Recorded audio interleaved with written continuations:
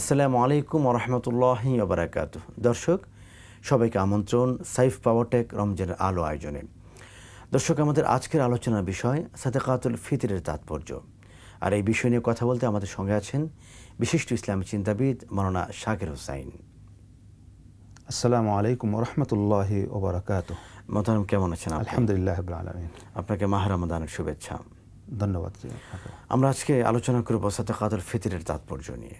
জি, সাদাকাতুল ফিতর এ সম্পর্কে রাসূল করিম সাল্লাল্লাহু আলাইহি সাল্লাম থেকে বর্ণিত হাদিসে বলা হয়েছে যে ফারাদা রাসূলুল্লাহ সাল্লাল্লাহু আলাইহি ওয়াসাল্লাম সাদাকাতুল ফিতর মিন রমাদান আলাল আবদি ওয়াল হুররি ওয়াল কাবীরি ওয়াস সাগীরি ওয়াল যাকারি ওয়াল উনসা মিনাল মুসলিমিন। যে এই সাদাকাতুল ফিতর এইটা আল্লাহ রাসূল সাল্লাল্লাহু আলাইহি সাল্লাম ফরজ করেছেন ছোট বড়, পুরুষ মহিলা এবং দাসী মুক্ত সকলের জন্য। এবং অন্য হাদিসে রাসূল করিম সাল্লাল্লাহু আলাইহি সাল্লাম বলেন যে ফরাদা সাদকাতুল ফিতর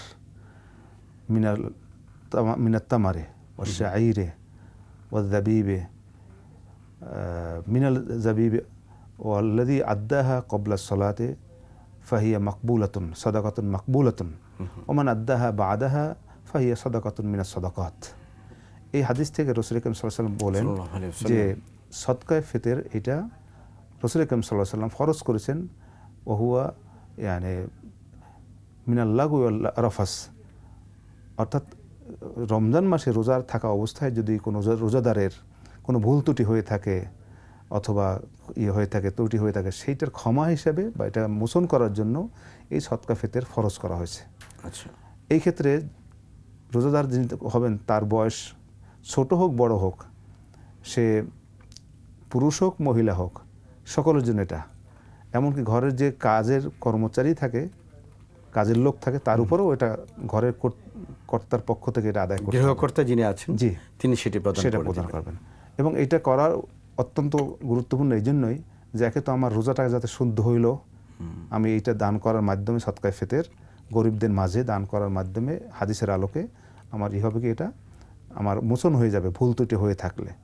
বিপরীত দিকে যারা গরিব মানুষ মিসকিন, তারা আমাদের সাথে বিশেষ করে ধনাঢ্য ব্যক্তিদের সাথে ঈদের আনন্দ উপভোগ করতে পারবে। ঈদের দিনের মূল যে আনন্দ, জি, ঘরে ঘরে একটি আনন্দের দ্যুতি ছড়িয়ে পড়া, জি, এবং একেবারে নিঃস্ব মানুষটিও সেদিন যেন একটু পেট ভরে খেতে পারে, জি, ঈদের আনন্দময় দিনটিও যেন অন্যের কাছে তাকে হাত পাততে না হয়। জি, জি, এটি তো হলো মূল শিক্ষাটি। জি, এই জন্য রাসূল করিম সাল্লাল্লাহু আলাইহি ওয়াসাল্লাম গুরুত্ব দিয়েছেন এবং এর ইখতিলাফও আছে একটু যে কোন সময় এই সদকা দেবে।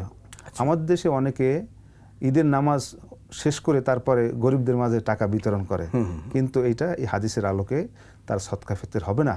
কারণ বলা হয়েছে মান আদ্দাহা ক্বাবলা সলাত, যে নামাজের পূর্বে দিবে তার এটা সাদাকাতুন মাকবুলাতুন, তার এটা সাদাকাতুল ফিতর হিসেবে গ্রহণযোগ্য হবে। তো এই জন্য আমাকে ঈদের আগে নামাজের আগে দিতে হবে। এই জন্য ওলামারা বলেছেন একদিন আগে দিলে ভালো হয়, দুদিন আগে দিলে আরও বেশি ভালো হয়, অথবা নামাজে যাওয়ার আগে অবশ্যই তাকে দিতে হবে, মানে কোনো ক্রমেই যেন নামাজের পরে না। জি, এটা গুরুত্বপূর্ণ একটা বিষয়। আর দ্বিতীয় হলো আমি যে কোন জিনিস দেব, এই ক্ষেত্রে অন্যান্য ইমাম সাহেব তারা বলেছেন, আইম্মা যারা সকলে বলেছেন যে ওই যে পণ্য আর কি, চাউল অথবা জাবিব, মানে যেটা আসলে তার নিজের কাজে লাগবে। হ্যাঁ, যেটা কিন্তু ইমাম আবু হানিফা রাহমাতুল্লাহ আলাইহি তিনি বলেছেন যে তার মূল্য দিলেও সদকা আদায় হয়ে যাবে। এভাবে বিভিন্ন মত এসেছে। তো আমরা যেটা আমাদের জন্য ওই যিনি গরিব তার যেটা উপকার আসবে, চাউল হোক বা অন্য যা দিতে পারি এটা। আর ইমাম আবু হানিফা রাহমাতুল্লাহ আমাদের ইমাম, তিনি বলছেন যে মূল্য দিলেও হবে। এই সদকাতুল ফিতর আমাদের দেওয়ার ক্ষেত্রে কোনো রকম যাতে না হয়, এবং এটা বলা হয়েছে নিসাব, ওই সদকা ফিতর দেওয়ার পরিমাণ যার আছে সামর্থ্য তার উপরে এটা ফরজ। আচ্ছা, একদিন অর্থাৎ খাবারের তার ব্যবস্থা আছে তার নিজের এবং তার পরিবারের, এই ব্যক্তির উপরে এই সদকায়ে ফিতর দিতে হবে আমাদের সকলকে। এবং আরেকটি বিষয় এখানে লক্ষণীয় যে আমরা অনেকেই চিন্তা করি যে সাদাকাতুল ফিতর 1 টাকা 2 টাকা করে দেওয়া হয়, 5 টাকা করে দেওয়া হয়। এটি দেওয়ার চেয়ে এই বিষয়টি উত্তম যে আমি একজনকে একসঙ্গে দিয়ে দিলাম, যাতে এই টাকাটি দিয়ে তার কোনো একটা উপকারে আসে, এটি ভালো হয়। হ্যাঁ, এবং সাদাকাতুল ফিতর বিস্তারিত আলোচনা আমি আপনার কাছে আসবো ছোট একটি বিরতির পরে। দর্শক, আপনারা দেখছেন সাইফ পাওয়ারটেক রমজানের আলো। নিশ্চয়ই ছোট্ট একটি বিরতি, একটু পরে ফিরছি, আমাদের সঙ্গে থাকুন।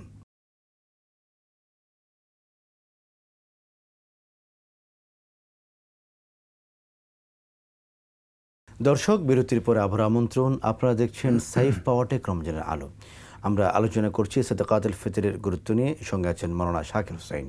মোহতারাম, আপনি যেটি বলছিলেন যে আসলে মানুষকে 1 টাকা 2 টাকা করে না দিয়ে এদেরকে যদি নির্ধারিত পরিমাণে দেওয়া হয়, সেদিন যেন সে অমুখাপেক্ষী হয়ে যায়, এটি হলো সাদাকাতুল ফিতরের মূল পদ্ধতি।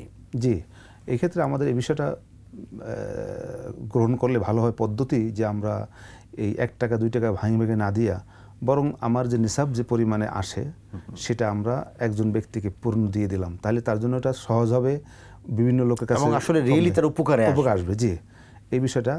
এবং ওই যে বলা হয়েছে যে আমরা যাতে পণ্য দিলে আরও বেশি ভালো হবে, চাউল বা অন্য যেটা আসছে আর কি।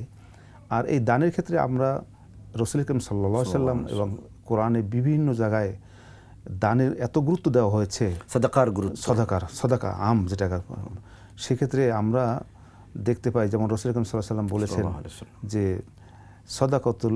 সদাকাতুল মুমিনে যিল্লুল মুমিন সদাকা ফি ইয়াউমিল কিয়ামা, মানে কিয়ামতের সেই কঠিন তাপের সময় যখন সূর্য অত্যন্ত কাছে আসবে, মাথার উপর আসবে, তখন এই মুহূর্তে ছায়াটা অত্যন্ত গুরুত্বপূর্ণ। সেই সময় বলা যায় এই সদকা যে দিবে তার তখন এটা সে ছায়া পাবে আল্লাহর কাছে।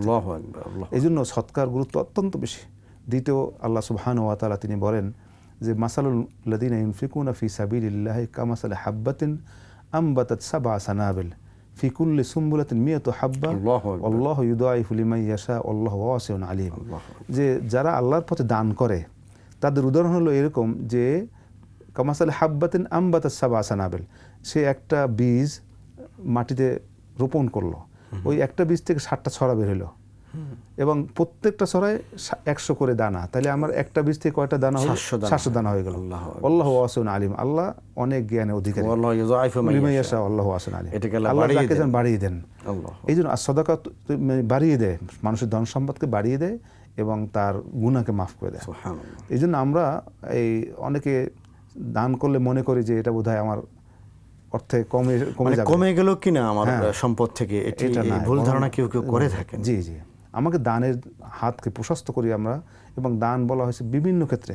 আমার পিতা মাতার জন্য দান করতে পারি, গরিব আত্মীয় স্বজন আছে, তারপরে বিভিন্ন শিক্ষা প্রতিষ্ঠান, এতিমখানা, মসজিদ, এক কথায় ফি সাবিলিল্লাহ, আল্লাহর রাস্তায় দান করা। প্রত্যেকটা দানের মধ্যে, বিশেষ করে রমজান মাসে অত্যন্ত ফজিলত। কারণ রাসূল সাল্লাল্লাহু আলাইহি ওয়াসাল্লাম বলেছেন কানা আজওয়াদুন নাস, রাসূল সাল্লাল্লাহু আলাইহি ওয়াসাল্লাম আজওয়াদুন নাস মানে তিনি সবচেয়ে বেশি দানকারী ছিলেন। এবং এই রমজান মাসে তিনি বেশি বেশি দান করতেন, বিলম্ব করতেন না। এই জন্য আমাদেরকে উচিত হবে এই দানটা যেন আমরা হালাল পয়সা থেকেই করি। কারণ অনেক সময় দেখা যায় মানুষ হারাম পথে পয়সা উৎপন্ন করে সেটাকে দান করে, কিন্তু তাতে আল্লাহর কাছ থেকে সওয়াব আশা করা যায় না।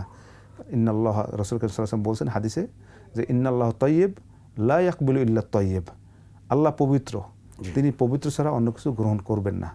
এই জন্য আমরা যে ইবাদত করি না কেন, মানে অর্থাৎ দানের ক্ষেত্রে বা পয়সা খরচ ক্ষেত্রে, যেমন হজে অনেক সময় আমরা যাই বা যাই দান সাদকা করি, সেটা আমার হালাল পয়সা থেকে যাতে হয়।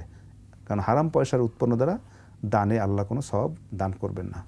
যে পয়সাটির মূল উৎসই হালাল নয়, এটির মাধ্যমে তো আমার কোনো কল্যাণ বয়ে আনতে পারে না। এবং আরেকটি বিষয় হলো, আমরা দেখেছি একটা হাদিসের কথা মনে পড়ে গেলো আপনার কথা শুনে, তুনাজ্জিলুর রিজকা মিনাস সাদাকা, যে তোমরা তোমাদের রিজিককে নাজিল করো সাদাকার মাধ্যমে। কেউ সাদকা করেছেন কিন্তু সে নিয়মিত দান সদকা করছেন, কিন্তু সে দেউলে হয়ে গেছে, আমার মনে হয় যে পৃথিবীর ইতিহাসে এটা নেই। যে যত বেশি দান করবে আল্লাহ রাব্বুল আলামিন তিনি তো দাতা, তিনি তো দেওয়ার একমাত্র মালিক। আল্লাহুম্মা লা মানিআ লিমা আতাইত ওয়া লা মুতি লিমা মানাত। তো আমরা প্রত্যাশা করি যে আসলে এই দান সাদকার মাধ্যমে এবং সাদাকাতুল ফিতরের আয়াতের মাধ্যমে, যাকাতের মাধ্যমে, সকল প্রকার অর্থনৈতিক ইবাদত যেগুলো আছে রমজান মাসে, এগুলি করার মাধ্যমে আল্লাহ রাব্বুল আলামিনের নৈকট্য অর্জন হবে এবং দুনিয়াতেও সম্পদ বৃদ্ধি পাবে, আখিরাতের সম্পদও ফুরান। সুবহানাল্লাহ। আপনাকে অনেক অনেক শুকরিয়া সুন্দর একটি বিষয় নিয়ে আলোচনা করার জন্য। জাযাকাল্লাহ খাইর। দর্শক, এই ছিল আমাদের আজকের আয়োজন। ইনশাআল্লাহ তাআলা আগামীকাল আল্লাহ রাব্বুল আলামিন যদি চান তো আবারও দেখা হবে। সে পর্যন্ত আল্লাহ পাক সবাইকে ভালো রাখুন, সুস্থ রাখুন। আল্লাহ হাফেজ। আসসালামু আলাইকুম ওয়া রাহমাতুল্লাহি ওয়া বারাকাতুহু।